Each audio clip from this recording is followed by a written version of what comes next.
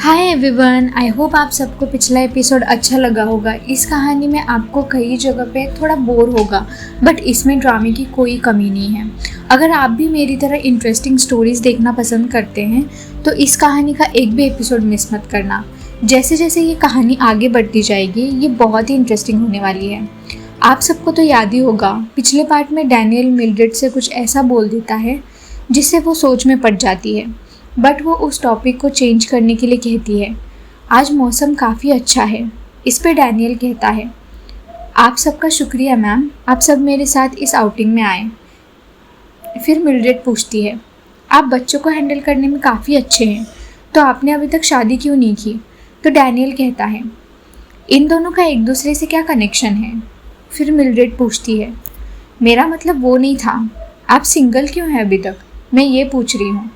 तो डैनियल कहता है, मेरी मंगेतर की शादी से पहले डेथ हो गई थी।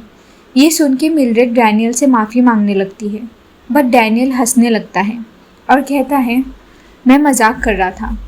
फिर मिल्ड्रेड कहती है, आपको ऐसी बातों को लेकर मजाक नहीं करना चाहिए। तो डैनियल कहता है, बट मैं किसी से कहूँ कि मैं मैरिड नहीं हूँ तो लोग मुझ पर भरोसा नहीं करेंगे।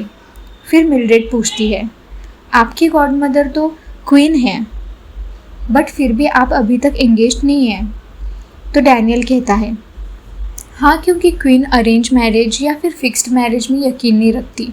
उनका कहना है जिसे देखकर आपको लगे कि आप इसी का इंतज़ार कर रहे थे और जब आपको वो कनेक्शन फील हो आपको तभी शादी करनी चाहिए। ये सुन के मिल्ड्रेड कहती है, ये बहुत इंटरेस्टिंग है, वेट, क्या ये भी एक मजाक है? फिर डैनियल कहता है, नहीं, इस बार मैं मजाक नहीं कर रहा, मेरी मरी हुई माँ की कब्र की कसम खा के कह रहा हूँ। इस पे मिल्ड्रेड कहती है, कोई ज़रूरत नहीं है, आप इससे बेहतर कह सकते थे। उसके बाद मिली सोचती है, क्वीन तो एक रॉयल फैमिली से हैं, बट वो भी लव स्टोरीज़ में बिलीव करती हैं। स्ट्रेंज, वैसे तो मैं भी इन सब में बिलीव करती हूँ, अगर सच में ऐसी रोमांटिक स्टोरीज़ होती है तो, और मेरी बेटियों को भी ऐसा प्यार मिल जाए तो मुझे बहुत खुशी होगी। तभी अचानक डैनियल उससे पूछता है, आपका क्या मैडम? फिर मिल्ड्रेड कहती है, मेरी तो 2 शादियां हो चुकी है और मेरे 3 बच्चे भी हैं, शायद सच्चे प्यार को परेशानी हो रही है मुझे ढूंढने में। तो डैनियल पूछता है, क्या अगर आपको सच्चा प्यार मिला तो आपकी पुरानी ज़िंदगी और बच्चे मैटर करेंगे? फिर मिल्ड्रेड कहती है, हाँ, मैरिड लोगों का इसमें इन्वॉल्व होना प्रॉब्लम बन सकता है।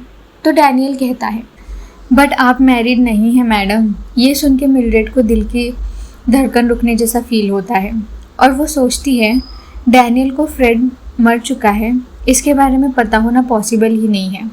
आगे वो डैनियल से कहती है, आपको कोई गलतफहमी हुई है सर वॉलफर्ड, मेरे हस्बैंड मिसिंग है बट वो अभी भी ज़िंदा हैं। फिर डैनियल कहता है, हाँ मुझे पता है। इस पे मिल्ड्रेड सोचती है, ये ऐसे क्यों बर्ताव कर रहा है जैसे इसे सब पता है। फ्रेड की बॉडी मिल चुकी है। फिर दोनों इरिस, एशली और लिली को खेलते हुए देखने लगते हैं। तभी डैनियल कहता है, एशली को खेलने से पहले स्टिक घुमाना सीखना चाहिए था। इस पे मिल्ड्रेड कहती है, इरिस और लियोन अच्छे से खेल रहे हैं, बट अच्छा होगा अगर एशली बस एक बार बॉल को ज़ोर से हिट करे।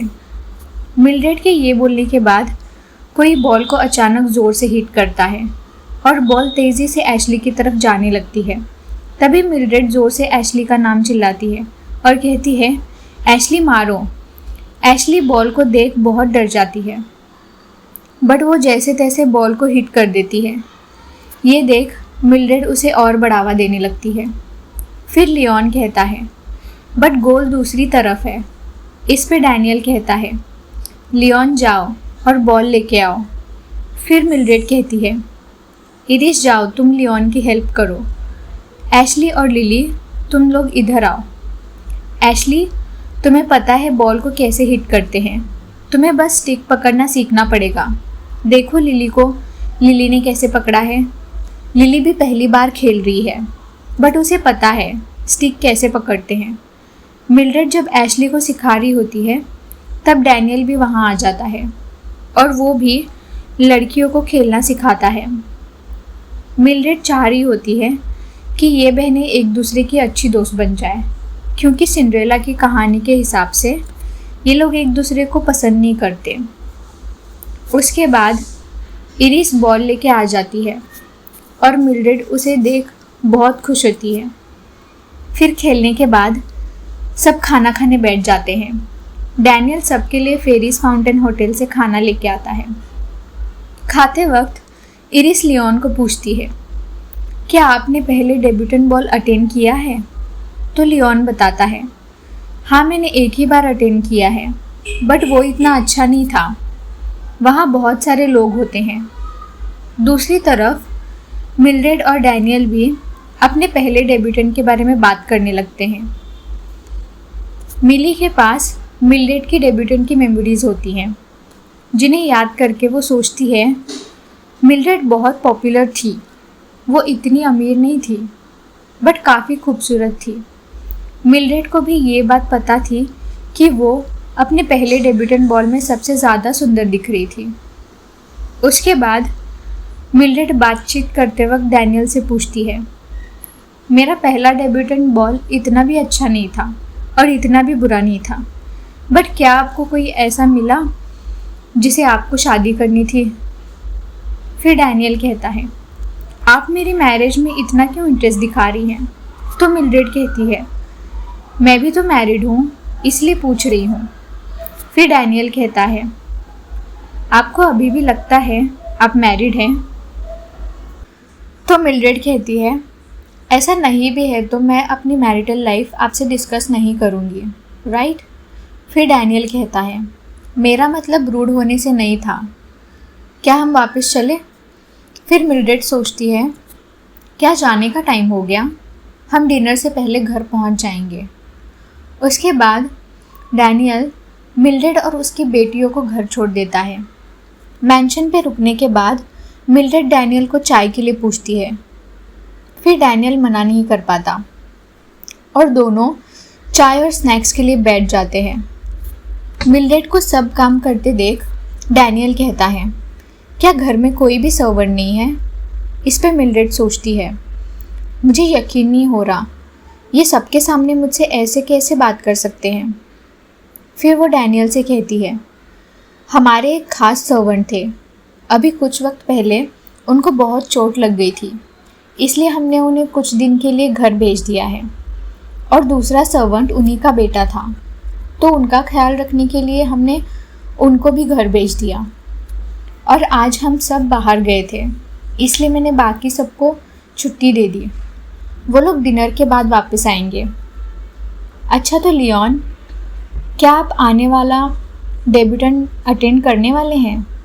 इस पे लियोन बोलता है, कौन, मैं? तभी डैनियल उसकी बात काटते हुए कहता है, हाँ वो इस साल का डेब्यूटेंट अटेंड करेंगे। इस बात पे क्या आपको मेरी तरह डैनियल की बातों पे शक हो रहा है? ये हमेशा लियोन की बात काट देता है, जैसे कुछ छुपा रहा है। चलो आगे देखते हैं ये क्या छुपा रहा है। उसके बाद मिल्ड्रेड कहती है, अच्छा ये अच्छी बात है। फिर डैनियल कहता है, मैडम आप अपनी बेटियों से क्यों नहीं कहती कि वो लियोन को पूरा घर दिखाएं? तो मिल्ड्रेड कहती है, क्यों नहीं? लड़कियों, क्या तुम लोग लियोन को मैंशन दिखाना चाहोगी? फिर एशली, लिली और इरिस लियोन को मैंशन घुमाने लेके जाते हैं। फिर मिल्ड्रेड कहती है, मैं आशा करती हूँ कि लियोन के पेरेंट्स भी डेब्यूटेंट बॉल में आएंगे। तो डैनियल कहता है, हाँ वो दोनों अटेंड करेंगे, बट वो ज़्यादा देर वहाँ नहीं रुकेंगे। फिर मिल्ड्रेड पूछती है, क्यों, वो इतने बिजी होंगे क्या? तो डैनियल कहता है, ऐसा नहीं है, वो हमेशा बिजी रहते हैं, बट तभी अचानक किसी की ज़ोर से चिल्लाने की और दरवाज़ा पटकने की आवाज़ आती है, जिसे सुन के मिल्ड्रेड कहती है, वो क्या था? ये बोल के मिल्ड्रेड तुरंत देखने जाती है और डैनियल भी उसके साथ जाता है। वो उसे पीछे रहने का कहता है और तभी कोई मिल्ड्रेड चिल्लाते हुए आता है। मिल्ड्रेड जब वो आवाज़ सुनती है तो उसे समझ आ जाता है कि वो किसकी आवाज़ है। इसीलिए वो कहती है, मुझे पता है ये कौन है, बट ये इतने गुस्से में क्यों है। ये हरकतें करने वाला और कोई नहीं, गैरी होता है। गैरी के साथ सैंडी भी वहाँ आती है। वो आते वक्त गैरी को शांत रहने का कह रही होती है, बट वो बहुत गुस्से में होता है और जाते ही मिल्ड्रेड से कहता है, आपने लेरॉय के साथ ये क्या किया। फिर मिल्ड्रेड कहती है, वेलकम ब्रदर। तो गैरी कहता है, मुझे वेलकम करना बंद कीजिए, आपने लेरॉय को पैर क्यों मारा। तभी सैंडी बोलती है, गैरी शट अप। फिर गैरी मिल्ड्रेड को बोलता है कि उसने लेरॉय का एंकल ऐसे कैसे डिसलोकेट कर दिया। इस पे मिल्ड्रेड बोलती है, वाओ, क्या उनका एंकल सिर्फ डिसलोकेट हुआ है, मैं तो फ्रैक्चर करना चाहती थी, मुझे शायद और मेहनत करनी पड़ेगी। आपको क्या लगता है सर वॉलफोर्ड। ये बोल के वो गैरी और सैंड्रा को डैनियल से इंट्रोड्यूस करवाती है। फिर डैनियल कहता है, आपको बहुत दिन बाद देखा मिस्टर मर्फी। उसके बाद गैरी भी उसे अच्छे से ग्रीट करता है। फिर मिल्ड्रेड पूछती है, मिस्टर लेरॉय ने कहा कि मैंने उनका एंकल डिसलोकेट कर दिया और आप यहाँ रोते हुए अपनी बहन की कंप्लेन लेके आए हैं। मिल्ड्रेड ये बोलने के बाद सोच रही होती है, मुझसे बदतमीज़ी करने के बाद उसकी हिम्मत कैसे हुई मेरे भाई से मेरी कंप्लेन करने की। फिर गैरी बोलता है, मुझे उन्होंने कुछ नहीं बताया, मैं जब क्लब गया था तब मुझे पता चला। इस पे मिल्ड्रेड बोलती है, अच्छा तो सिर्फ मेरा भाई नहीं रो रहा है, पूरा क्लब रो रहा है, बट आप दोनों से भी ज़्यादा अगर कोई रो रहा होगा तो वो लेरॉय ही होगा, मुझे यकीन है। मिल्ड्रेड को ऐसे बोलते देख डैनियल ज़ोर ज़ोर से खांसने लगता है और कहता है, हाँ मैं ठीक हूँ, मुझे इग्नोर करना प्लीज़, आप अपनी बातें जारी रखिए। इस बात पे मिल्ड्रेड डैनियल की तरफ देख के कहती है, आपको ऐसे हंसना नहीं चाहिए। उसके बाद गैरी को और गुस्सा आ जाता है और वो मिल्ड्रेड से कहता है, उसने उसे शर्मिंदा कर दिया है। फिर मिल्ड्रेड कहती है, आपको पता भी है शर्मिंदा होना किसे बोलते हैं। चिंता मत कीजिए, आप जिस वक्त से मेरे पास आए हैं और ऐसे रो रहे हैं तब से ही आपका शर्मिंदा होने का एपिसोड स्टार्ट हो गया था। इस पे गैरी उसे बोलता है, इसका क्या मतलब है। फिर मिल्ड्रेड गैरी को वैसे ही सब बताती है जैसे लेरॉय ने उसके साथ बिहेव किया था। साथ ही वो गैरी के साथ वही बर्ताव करके दिखाती है जैसा लेरॉय ने उसके साथ पार्टी में किया था, और ये भी बताती है कि उसने उससे कहा था कि उसका हस्बैंड 2 साल से लापता है और वो अभी लोनली फील कर रही होगी। ये सब सुन के सैंड्रा और गैरी दोनों को बहुत गुस्सा आता है। आगे मिल्ड्रेड बोलती है, अब समझ आया आप लोगों को, मुझे उनका एंकल क्यों फ्रैक्चर करना था। फिर सैंड्रा कहती है, गैरी ये सब बिल्कुल ठीक नहीं है। उसके बाद डैनियल बोलता है, जबकि ये आपका फैमिली मैटर है, मैं अभी चलता हूँ। फिर मिल्ड्रेड कहती है, मुझे माफ़ करना, आप बोर हो गए होंगे ना। तो डैनियल कहता है, नहीं, माफ़ी मत मांगिए मैम, ये मज़ेदार था, क्या मैं आपके हाथ पे किस कर सकता हूँ। फिर मिल्ड्रेड सोचती है, ये फिर से ऐसे पूछ रहा है। मिल्ड्रेड के हाँ या ना बोलने से पहले ही डैनियल उसके हाथ पे किस करता है और कहता है, मैं आपसे फिर किसी और दिन मिलता हूँ, मैं चलता हूँ। डैनियल के जाने के बाद गैरी पूछता है, क्या लेरॉय ने सच में मिल्ड्रेड के साथ ऐसी हरकत की। तब मिल्ड्रेड उसे कहती है, हाँ, बट मैंने उसे सबक सिखा दिया है। बट गैरी कहता है, लेकिन ये गलत है, वो पूरे क्लब में रोते घूम रहा है। फिर मिल्ड्रेड सोचती है, आप भी तो यही कर रहे थे। तभी वहाँ इरिस आती है और कैरेज को बुलाए या नहीं ये पूछती है। फिर मिल्ड्रेड उसे कैरेज को बुलाने के लिए कहती है। तभी गैरी पूछता है, मिल, आपके सर्वेंट्स कहाँ हैं। फिर मिल्ड्रेड कहती है, मेरे पास कोई भी सर्वेंट नहीं है। इस पे गैरी कहता है, क्यों नहीं, क्या तुम्हारी सिचुएशन इतनी ख़राब है? फिर मिल्ड्रेड कहती है, आप तो जानते ही हैं, इस मेंशन को अच्छा रखने के लिए बहुत पैसे और लोग लगेंगे और मेरी बेटियां जल्दी डेब्यूटेंट बॉल अटेंड करने वाली हैं, तो उनमें से किसी एक की तो शादी हो ही जाएगी, तो मुझे अंदाज़ा नहीं है कि उसमें कितना खर्चा होगा। उसके बाद दूसरी तरफ डैनियल और लियोन उनके घर जाते हैं। फिर डैनियल कहता है, ऐसा सोच के देखो, इतने बड़े घर में 4 औरतें अकेली रह रही हैं।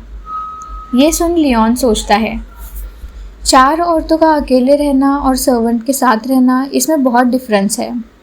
ये सोचने वाली बात है। उनमें से कोई भी किसी भी वक्त किडनैप हो सकता है। आगे वो डैनियल से कहता है, ऐसा लगता है जैसे मिसेस बार्नेस के पास कोई चॉइस नहीं है। अगर आप कुछ देर बाद आते तो अच्छा होता। अगर उनके घर पे एक भी सर्वेंट नहीं है तो आपको नहीं लगता उन्हें एक आदमी की ज़रूरत रहेगी? मैं उनको हेल्प कर सकता था। फिर डैनियल कहता है, हाँ शायद, ज़रा टाइम देखिए, आप अपनी क्लास मिस नहीं कर सकते और आपको पता है लॉर्ड कैसी भी ये नहीं चाहेंगे। लॉर्ड कैसी एक स्वॉर्ड इंस्ट्रक्टर होते हैं। उसके बाद डैनियल लियोन के साथ एक रूम में जाता है जहाँ एक सर्वेंट उसे क्लास के लिए रेडी करने आया होता है। तभी वहाँ कैसी आता है और कहता है, गुड आफ्टरनून मिस्टर वॉलफर्ड। फिर डैनियल कहता है, गुड आफ्टरनून लॉर्ड कैसी। तो कैसी कहता है, क्या आप कुछ डेंजरस कर रहे थे फिर से? फिर डैनियल कहता है, आप ऐसा कैसे सोच सकते हैं सर कैसी? इस पे लियोन हंसते हुए सोचता है, इन्हें परेशान करना बहुत इजी है। फिर कैसी कहता है, आपकी क्लास का वक्त हो गया है। तो लियोन कहता है, चलो हम मिस्टर वॉलफर्ड के रूम में चलते हैं। वहाँ जाते वक्त लियोन डैनियल से पूछता है, आपको याद है जब मैं बॉल ढूंढने गया था आउटिंग के वक्त, सबसे छोटी बेटी बहुत गलतियाँ कर रही थी राइट? बट जब मैं बॉल ढूंढने गया था मैंने तब कुछ कहा और मिस बार्नेस गुस्सा हो गई। फिर डैनियल पूछता है, कौन इरिस? तो लियोन कहता है, यस, मैंने उनसे कहा था, आपको नहीं लगता आपकी छोटी बहन को अच्छे से खेलना नहीं आता? तब इरिस ने कहा था, एशली अपना बेस्ट दे रही थी, उससे जितना हो रहा था वो कर रही थी, आप इतनी आसानी से उसके एफर्ट्स को इग्नोर नहीं कर सकते, ये बहुत गलत बात है। इस पे डैनियल कहता है, आपको तो सबसे बड़ी डॉटर से ज़ोर की डांट पड़ गई। फिर लियोन पूछता है कि उसने तो सुना है कि एशली उसकी ब्लड सिस्टर नहीं है। तो डैनियल कहता है, हाँ ये सच है कि एशली इरिस की ब्लड सिस्टर नहीं है। फिर लियोन पूछता है कि अगर ऐसा है तो इरिस को इतना गुस्सा क्यों आया? तो डैनियल कहता है, अगर इरिस उसे प्यार नहीं करती तो क्या हुआ, शायद वो एक दूसरे के क्लोज हो सकते हैं। ये सुन के लियोन को थोड़ा अजीब लगता है क्योंकि स्टेप सिस्टर्स का रिलेशन ऐसा कभी नहीं होता। फिर डैनियल उसे एक्सप्लेन करते हुए कहता है, अब आप ही बताइए, अगर अभी मैं सर कैसी की इंसल्ट करूं तो आप क्या करेंगे? तो लियोन कहता है, मैं आपको ऐसा करने से रोकूंगा। फिर डैनियल पूछता है, क्या इसका मतलब ये है कि आप सर कैसी से मुझसे ज़्यादा प्यार करते हैं? तो लियोन कहता है, नहीं, आप दोनों ही मेरे क्लोज़ हैं। इस पे डैनियल कहता है, क्या अभी आपको समझ आ रहा है मैं क्या कहने की कोशिश कर रहा हूँ? बट लियोन सोचने लगता है, मैं अभी भी थोड़ा क्यूरियस हूँ। फिर डैनियल कहता है, कभी कभार हमें कुछ सवालों के जवाब कभी नहीं मिलते। उसके बाद दूसरी तरफ डेविना ने बॉल के लिए ड्रेसेस रेडी कर दिए होते हैं। मिल्ड्रेड को इरिस और लिली उन ड्रेसेस में बहुत प्यारी लगती हैं। डेविना भी उन्हें देख बहुत खुश होती है क्योंकि उसने फाइनली ये कर दिखाया होता है। तभी एशली भी अपना ड्रेस पहन कर आती है और वो बहुत प्यारी लगती है। मिल्ड्रेड भी उसे देख सोचती है, एशली लाजवाब दिख रही है। फिर वो डेविना से कहती है, ये सारी ड्रेसेस कमाल की हैं डेविना। आगे वो लड़कियों से रूम क्लियर करने का कहती है, क्योंकि डेब्यूटेंट बॉल को अभी सिर्फ 2 दिन बचे होते हैं। उसके बाद मिल्ड्रेड कहती है, लिली और इरिस अपने ड्रेसेस को अच्छे से पहनो और एशली तुम इधर आओ। फिर लिली कहती है, क्या हम आज एग मास्क लगाएं या फिर नींबू? मैंने कल हनी का फेस मास्क लगाया था। मॉम, क्या हम ये मास्क ऐसे ही लगाए रखें तो खूबसूरत बन जाएंगे? फिर मिल्ड्रेड कहती है कि उस मास्क से वो लोग खूबसूरत नहीं बन जाएंगे। तो लिली पूछती है, फिर हम ये सब क्यों कर रहे हैं? फिर मिल्ड्रेड कहती है, क्या तुम ये कहना चाहती हो तुम खूबसूरत नहीं हो? अगर तुम अपनी स्किन का ध्यान रखोगी तो वो बहुत अच्छी हो जाएगी। आगे वो सोचती है, मिल्ड्रेड भी बहुत प्रिटी थी। ऐसी दुनिया जहाँ आप कैसे दिखते हो ये ज़्यादा मैटर करता है। वहाँ अगर आप थोड़े भी अच्छे नहीं दिखते तो सब आपको इग्नोर कर देंगे। मैं ये नहीं होने दे सकती। ये सोचते सोचते मिल्ड्रेड और बाकी लड़कियाँ सो जाती हैं। तभी अचानक आधी रात एशली ज़ोर से चिल्लाती है। ये सुन के मिल्ड्रेड की आंख तुरंत खुल जाती है और वो कहती है, एशली क्या हुआ? मिल्ड्रेड को इरिस, लिली और एशली तीनों जगे हुए दिखते हैं और वो इरिस और एशली को देख कहती है, ये क्या हो रहा है? एशली तुम रो क्यों रही हो? क्या तुम ठीक हो? फिर एशली रोते हुए मिल्ड्रेड को बार बार सॉरी बोलने लगती है। मिल्ड्रेड के बार बार पूछने पर भी कोई उसे कुछ नहीं बता रहा होता। फिर वो लिली से पूछती है तो लिली बताती है, मॉम, शायद एशली इरिस के ड्रेस से रिंकल्स हटा रही थी। तभी इरिस कहती है, मैं इसे छोड़ूंगी नहीं। बट एशली रोए जा रही होती है। ये देख मिल्ड्रेड सोचती है, एशली इरिस का ड्रेस नहीं पहन रही थी, बट फिर भी इरिस ऐसी लड़की नहीं है जो इतना गुस्सा करे। फिर मिल्ड्रेड पूछती है, आगे क्या हुआ बताओ? तभी इरिस कहती है, मैं इस लड़की को नहीं छोड़ूंगी।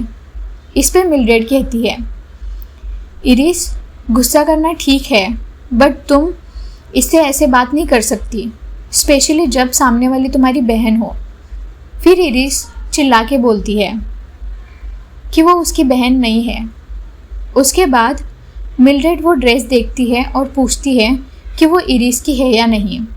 तो एशली बोलती है, हाँ वो इरिस की ड्रेस है, मैं बस रिंकल्स हटा रही थी, बट वो कुछ जगह गीली भी है। फिर मिल्ड्रेड कहती है, मुझे नहीं लगता सिर्फ ड्रेस के गीले होने की वजह से वो गुस्से में है। ये बोल के मिल्ड्रेड वो ड्रेस देखती है तो उसे उसमें कुछ छेद दिखते हैं। तब उसे समझ आता है कि इरिस इतने गुस्से में क्यों है। और उसके बाद वो इरिस को कहती है कि वो उसकी ड्रेस फिक्स कर देगी। साथ में वो ये भी सोचती है कि वो इरिस को अपनी ड्रेस दे देगी। बट इरिस बहुत यंग होती है तो उसे उसके कपड़े फिट नहीं आएंगे। फिर एशली इरिस से कहती है, तुम मेरी ड्रेस पहन लो। इस पे मिल्ड्रेड कहती है, इधर आओ एशली, तुम भी लिली, कोई बात नहीं, हम इसे फिक्स कर देंगे। बट इरिस फिर से रोते हुए कहती है कि अब बिल्कुल टाइम नहीं है इसको फिक्स करने के लिए। फिर एशली एक आइडिया देती है कि वो लोग होल्स को फ्लावर से कवर कर सकते हैं। तो इरिस कहती है, बेवकूफ़, कुछ वक्त के बाद फ्लावर्स मुरझा जाएंगे। फिर मिल्ड्रेड सोचने लगती है, एशली बस रिंकल्स हटा रही थी जो उसकी बहन की ड्रेस पे थे। उसे ठीक से आयरन करना नहीं आता, शायद इसलिए उसने ड्रेस पे पहले पानी डाला होगा और फिर चिमनी के सामने उसे लेके खड़ी हो गई होगी और उसने चिमनी से निकलती हुई आग पे इतनी गौर से ध्यान भी नहीं दिया होगा, जिसकी वजह से ड्रेस में होल हो गए हैं। आगे वो एशली के आइडिया को सपोर्ट करती है और इरिस के ड्रेस पे कितने होल्स हैं वो गिनने का कहती है। उसके बाद वो इरिस को डेविना को बुलाने के लिए कहती है और साथ में ड्रेस के लिए फैब्रिक लाने बोलती है। फिर इरिस को लगता है कि उसे सेम कलर का फैब्रिक लाना चाहिए, बट मिल्ड्रेड उसे बताती है कि वो फ्लावर्स से वो होल्स कवर करेगी, इसलिए उसे डार्क कलर वाला फैब्रिक लाना चाहिए। एशली भी ये सुन के थोड़ा शांत हो जाती है। फिर मिल्ड्रेड कहती है, इरिस, क्या तुम्हें घोड़सवारी कैसे करते हैं अभी भी याद है? तो इरिस कहती है, हाँ मैं जाके आती हूँ। जब इरिस उठ के जा रही होती है, एशली उसे आवाज़ देती है और बार बार सॉरी कहने लगती है। इस पे इरिस कहती है, मैं तुम्हारी सॉरी मेरे ड्रेस के ठीक होने के बाद एक्सेप्ट करूँगी। उसके बाद इरिस मैंशन से निकल जाती है। वो बहुत खुश होती है कि उसने घोड़सवारी सीखी और आज वो काम में आ रही है। यही सोचते सोचते जब वो टाउन की तरफ बढ़ती है, उसे लगता है कि सुबह हो गई है तो रोड पे कोई नहीं होगा। तभी उसके सामने लियोन आ जाता है और वो ज़ोर से इरिस कह के चिल्लाता है। इरिस जैसे तैसे लियोन को घोड़े से बचा लेती है और कहती है, क्या आप ठीक हैं? फिर लियोन कहता है, हाँ मैं ठीक हूँ। फिर इरिस कहती है, सॉरी, मैं अगली बार बहुत अच्छे तरीके से माफ़ी मांगूंगी। अभी मुझे अर्जेंटली कहीं जाना है। ठीक है, फिर गुड बाय। लियोन के कुछ बोलने से पहले ही इरिस उसे बाय बोल के चली जाती है। उसके बाद डैनियल और लियोन मैंशन में साथ बैठे होते हैं। तभी डैनियल कहता है, आप मुझे चौंका देते हैं। कभी कभी आपके दिमाग में क्या चलता है मैं इमेजिन भी नहीं कर सकता। प्लीज़ अगर आपको अगली बार भागना है तो तब भागना जब मैं यहाँ नहीं रहूँगा, क्योंकि अगली बार फिर मुझे रिक्वेस्ट सुननी पड़ेगी। फिर लियोन कहता है, लॉर्ड वॉलफर्ड, बताइए आप अग्री नहीं करते कि इस सिचुएशन का कोई सेंस नहीं बनता? तो डैनियल कहता है, अभी आप 22 के होने वाले हैं। आप किंग के इकलौते बेटे हैं। अभी तक आपकी शादी नहीं हुई और ना ही आप किसी से एंगेज्ड हैं। ये बहुत चौंका देने वाली बात है। अगर आप ऐसे पार्टी से पहले अचानक गायब हो जाएंगे तो उससे बुरा और कुछ नहीं हो सकता। क्या आपको नहीं लगता? फिर लियोन कहता है, अगर मैं बॉल में जाऊँ और किसी ऐसी लड़की को पसंद करूँ जिसका पहले से मंगेतर है तो क्या होगा? इस पे डैनियल कहता है, तो उसके मंगेतर का हम ख्याल रख लेंगे। फिर लियोन ज़ोर से डैनियल का नाम चिल्लाता है।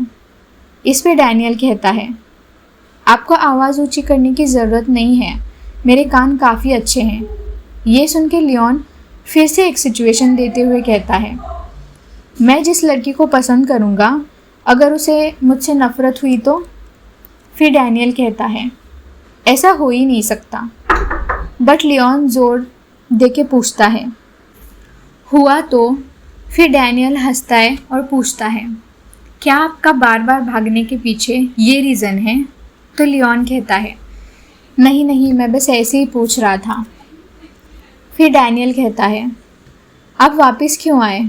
तो लियोन कहता है, आपको पता है वो मैंशन जहाँ हम गए थे, क्या आपको लगता है उनके पास कैरेज है? यहाँ लियोन मिल्ड्रेड के मैंशन की बात कर रहा है। फिर डैनियल लियोन की तरफ देखता है और कहता है, शायद नहीं होगा। तो लियोन कहता है, मैं भी यही सोच रहा था, वो लोग ठीक सिचुएशन में नहीं है शायद। ये सब बड़बड़ाते हुए लियोन 2 मिनट सोचता है और कहता है, मुझे मैडम बार्नेस के लिए कैरेज भेजना है। फिर डैनियल पूछता है, बट क्यों? तो लियोन कहता है, क्यों से आपका क्या मतलब है? वो लोग बहुत अमीर नहीं हैं, वहाँ 4 लोग रहते हैं, उन्हें कैरेज की ज़रूरत है। फिर डैनियल पूछता है, इस बात पे वो इतना क्यों परेशान हो रहा है? ये सवाल लियोन को थोड़ा परेशान कर देता है और वो सोचता है कि वो डैनियल को ये सब बताए या नहीं, बट हिम्मत करके वो बोलता है, कल मैं मिस बार्नेस से टकरा गया था। फिर डैनियल पूछता है, किससे? तो लियोन बताता है, सबसे बड़ी वाली से। फिर डैनियल कहता है, ये कोई इतनी बड़ी बात नहीं है जिस पे हम इतना सोचें। तो लियोन कहता है, बट अगर किसी को बहुत ज़रूरत है तो एज अ प्रिंस मुझे उनकी हेल्प करनी चाहिए। फिर डैनियल हंसने लगता है और बोलता है, वो आपसे बड़ी हैं, उनकी जोड़ी उनसे किसी बड़े के साथ ज़्यादा अच्छी लगेगी। तो लियोन कहता है, मेरा वो मतलब नहीं था, मुझे बस हेल्प करनी थी। ये बोलने के बाद अचानक लियोन को कुछ याद आता है और वो कहता है, रुकिए, मिस इरिस तो 19 साल की है ना? तो आप ऐसे क्यों कह रहे हैं वो मुझसे बड़ी है?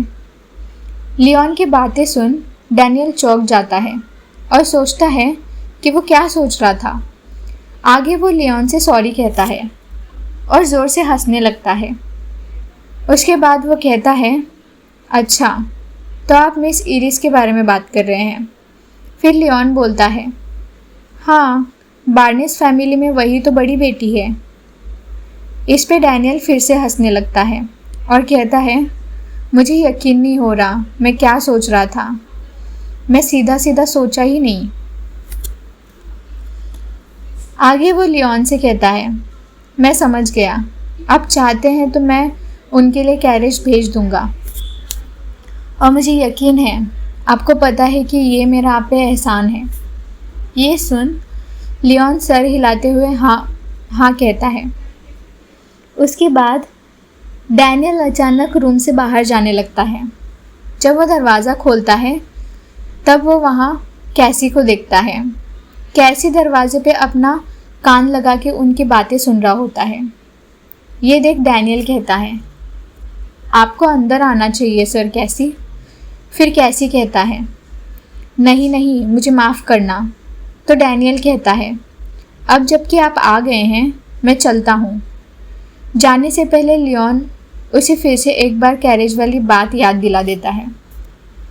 उसके बाद जब डैनियल बाहर आता है तो वो सर्वेंट से कहता है, सर कैसी अंदर हैं तो मैं अब जा रहा हूँ, आप ये किंग को बता देना। फिर सर्वेंट कहता है, समझ गया।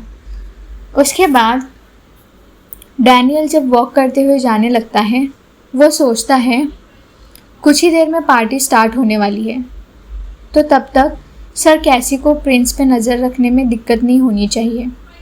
मैंने पहले ही मिसेस बार्नेस के यहाँ कैरेज भेज दिया था, तो अब मुझे झूठ बोलने की ज़रूरत नहीं है कि वो कैरेज लियोन ने मुझे भेजने के लिए कहा था। ये अच्छा हुआ। इसके बाद डैनियल कैरेज में बैठ के चला जाता है। फिर कुछ देर बाद सब डेब्यूटेंट बॉल के लिए इकट्ठा हो जाते हैं। मिल्ड्रेड और बाकी लड़कियां भी टाइम से पहुंच जाती हैं। वहाँ बहुत सारे लोगों को देख लिली कहती है, यहाँ कितनी भीड़ है। इस पे इरिस कहती है, वेल, सब एरिस्टोक्रेट्स ये बॉल अटेंड कर रहे हैं तो होगी ही ना। फिर मिल्ड्रेड कहती है, अब किसी भी वक्त हमारी बारी आ सकती है। एशली, तुम तैयार रहना। बॉल के लिए एशली और लिली तो एक्साइटेड होते ही हैं, बट इरिस भी बहुत ज़्यादा खूबसूरत और कॉन्फिडेंट लगती है। तभी वहाँ अनाउंसमेंट होने लगती है, madam Mildred Barnes, ladies Iris, Lily and Ashley आ गए हैं। ये सब सुनने के बाद सबसे पहले किसे अपना पार्टनर मिलेगा, क्या आपको भी ये जानना है? मैं तो बहुत एक्साइटेड हूँ ये देखने के लिए, और मैं विश कर रही हूँ कि लियोन भी पार्टी अटेंड करे और वो इरिस को अपना पार्टनर बनाए। बट असल में किसका पार्टनर कौन बनेगा ये हम नेक्स्ट वीडियो में देखेंगे। Thank you so much everyone for watching this video. Please इस वीडियो को लाइक, शेयर और सब्सक्राइब करना मत भूलना। ऐसे ही ड्रामेटिक और रोमांटिक मानवा देखने के लिए यहाँ ऐसे ही एक्टिव रहना। See you in the next one. Bye bye.